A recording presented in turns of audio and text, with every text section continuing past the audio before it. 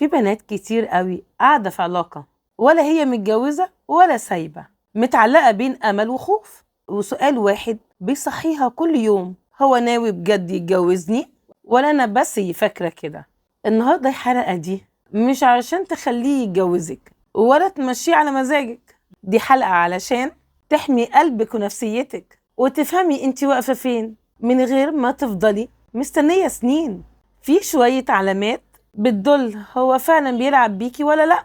أول علامة كلام كتير وحركة قليلة.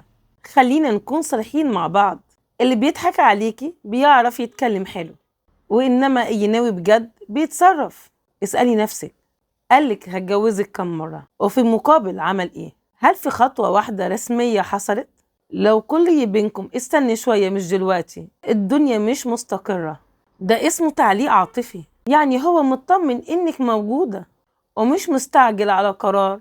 تاني علامة، هو دايما مش جاهز. ايه غريب إن مش جاهز نفسيا، مش جاهز ماديا، مش جاهز بسبب شغله، مش جاهز بسبب أهله. طب إمتى يبقى جاهز؟ محدش عارف. اللي عايز يتجوزك بجد حتى لو ظروفه صعبة بيتكلم بخطة مش أعذار. تالت علامة ودي مهمة جدا، علاقتكم سر.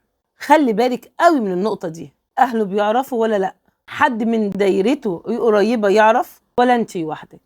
اللي ناوي بجد مش بيخبي، مش بيتكسف منك، مش حاطك في الظل. السرية الطويلة مش حب، ده خوف من الالتزام. رابع علامة، بيتضايق ما تفتحي سيرة الجواز. راقبي رد فعله كويس، اتعصب، غير الموضوع، حسسك انك تقيلة. لو سؤالك البسيط احنا رايحين على فين بيخليه يتخانق، يبقى مش مستعد او مش ناوي. اللي بيحب بجد مش بيخوفك من السؤال. خامس علامة، بيضغط عليكي. خلينا نتكلم بصراحة شوية. اللي عايز يتجوزك بيحترم حدودك، مش مستعجل ياخد منك كل حاجة. لكن ايه، بيضحك عليكي، دايما بيضغط، بيساوم، بيخوفك ان هو هيمشي. ده مش حب، ده ابتزاز عاطفي. سادس علامة، انت دايما قلقانة. اسألي نفسك بصدق، مطمنة ولا كل شوية بتشكي؟ بتفكري زيادة؟ بتحللي كلامه؟ العلاقة الصح بتطمن، بتهدي، مش بتعقدك.